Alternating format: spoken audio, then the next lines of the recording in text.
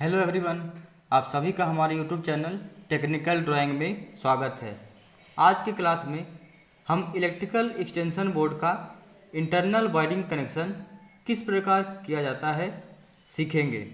एक extension board हमारे घरों और एक इलेक्ट्रीशियन के लिए बहुत ही महत्वपूर्ण होता है, क्योंकि हमारे ज़रूरत के अनुसार वायर का लेंथ बढ़ाकर इसके द्वारा किसी भी जगह पर पावर सप्लाई को आसानी से लिया जा सकता है और इसके अपने ज़रूरत के अनुसार सॉकेट तथा स्विच लगाकर इसके द्वारा अनेक इलेक्ट्रिकल अप्लायंसेस को पावर सप्लाई प्रदान किया जाता है। फ्रेंड्स, एक्सटेंशन बोर्ड तो इलेक्ट्रीशियन के अलावा सभी ट्रेडों के लिए ही महत्वपूर्ण है, क्योंकि सभी ट्रेड को एक्सटेंशन बोर्ड की सहायता से किसी को मोटर, किसी को किसी मशीन में सप्लाई देना होता है। तो हर जगह पे स्विच बोर्ड नहीं होते हैं वॉल में लगे हुए, इसलिए हम स्विच बोर्ड में प्लग की सहायता से एक्सटेंशन बोर्ड को सप्लाई देकर इसे किसी भी जगह पर आसानी से ले जाकर इसके द्वारा हम काम कर सकते हैं। तो चलिए सीखते हैं कि एक्सटेंशन बोर्ड का कनेक्शन किस प्रकार किया जाता है। Draw the connection diagram of given extension board. हमें आकृति में एक एक्सटेंशन बोर्ड दिया गया है जिसमें कुछ सॉकेट एंड कुछ स्विच लगे हुए हैं, और इसकी सहायता से आप स्विच या सॉकेट की संख्या को बढ़ाकर या घटाकर भी कनेक्शन करके देख सकते हैं कि ये कनेक्शन किस प्रकार किया जाता है। तो इसमें हमें दिया गया नंबर 1 में हमें यहाँ दिखाया गया है, नंबर 1 से इंडिकेट किया गया है कि हमें फ्यूज दिया गया है नंबर 1 में। नंबर 2 में एक पावर इंडिकेटर लगा हुआ है। नंबर 3 नंबर से देखिए यहाँ पे इंडिकेट किया गया है, ये सभी हमारा 1 वे स्विच है। नंबर 4 जो है हमारा 5 पिन सॉकेट यहाँ पे दिया गया है, हमें 3 सॉकेट लगा हुआ है। और नंबर 5 में 3 पिन प्लग दिया हुआ है, जिस प्लग की सहायता से हम स्विच बोर्ड में कनेक्शन करके एक्सटेंशन बोर्ड में सप्लाई लेते हैं। तो चलिए देखते हैं कनेक्शन किस प्रकार किया जाता है। सबसे पहले हमें जो प्लग दिया गया है, प्लग से फेज वायर को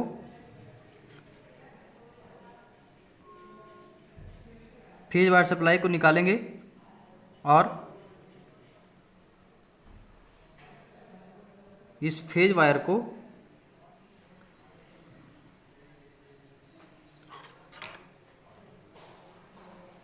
फ्यूज के इंटरनल में कनेक्शन करेंगे। फ्यूज के इनकमिंग पॉइंट में इसे कनेक्शन देंगे। तो ये देखिए हमारा इस तरह से जो फेज है हमारा वो फ्यूज के इंटरनल इनकमिंग पॉइंट में आ चुका है। इसके बाद जो हमारा फ्यूज है उसके आउटगोइंग से कनेक्शन निकालेंगे और इसके जितने स्विच है सभी स्विच के इंटरनल पॉइंट में इनकमिंग पॉइंट में कनेक्ट करेंगे, जिससे हमारा सभी स्विच में पावर सप्लाई आएगा। तो उससे पहले हमें दिया गया है पावर इंडिकेटर। तो सबसे पहले हम पावर इंडिकेटर को सप्लाई देंगे। पावर इंडिकेटर को फेज, इसके बाद स्विच 1 वे स्विच जो है सभी देखिए यहाँ पे 3 से हमने मार्किंग किया है सभी स्विच को।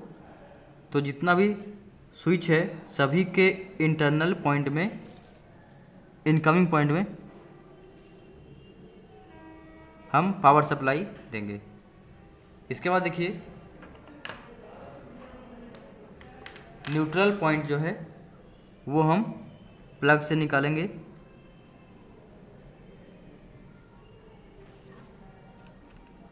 और न्यूट्रल को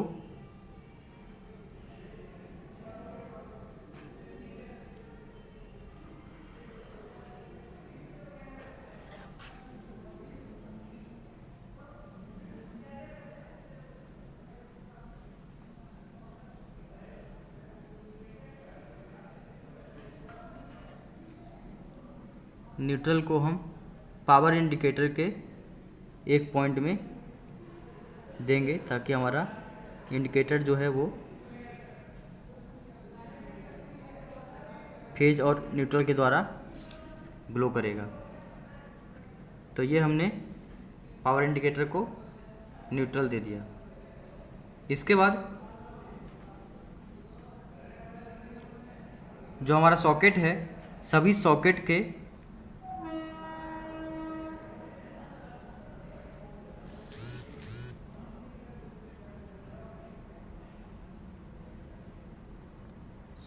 के लेफ्ट साइड में हम न्यूट्रल कनेक्शन करेंगे।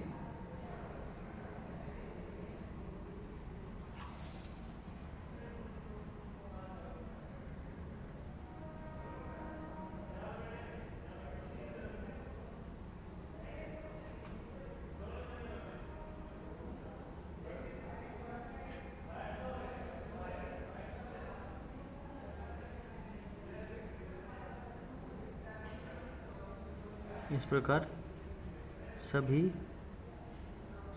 सॉकेट में न्यूट्रल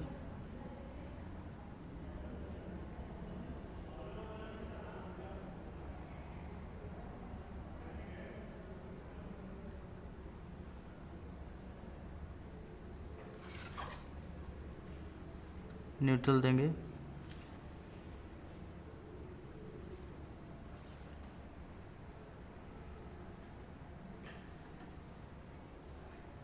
और जितना भी हमने स्विच में पावर सप्लाई लिया था, सभी स्विच की सहायता से सॉकेट को कंट्रोल करेंगे। ये स्विच फेज वायर से ये कंट्रोल होगा। इसके बाद इस स्विच की सहायता से ये सॉकेट कंट्रोल होगा। इसके बाद प्लग से हम अर्थ वायर लेंगे।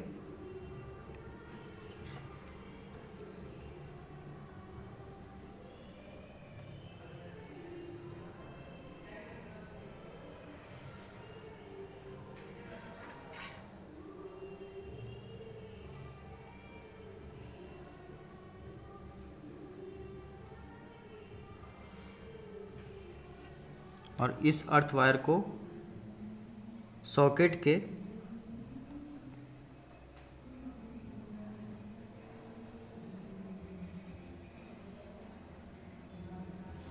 सभी सॉकेट के ऊपर में अर्थ वायर को कनेक्ट करेंगे।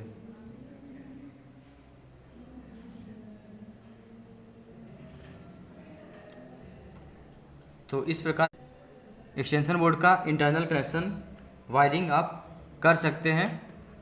आप चाहे तो इसे वायर के द्वारा एक एक्सटेंशन बोर्ड लेकर इसे प्रैक्टिस कर सकते हैं, और जो हमारा सॉकेट है एंड स्विच है इसे आप कम या ज़्यादा करके भी आप चेक कर सकते हैं कि ये कनेक्शन सही है अथवा नहीं।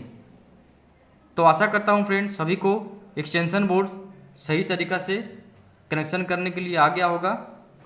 यदि आज का वीडियो पसंद आया हो तो इसे सब्सक्राइब करें, आपके फ्रेंड जिन्हें इसकी ज़रूरत है शेयर करें, और यदि अभी तक आपने हमारे चैनल को सब्सक्राइब नहीं किया है तो कृपया करके इस चैनल को सब्सक्राइब करें और बेल आइकन को प्रेस करें ताकि हमारे द्वारा अपलोड किया गया यूजफुल लेटेस्ट वीडियो का नोटिफिकेशन आपको मिलता रहे। Thank you.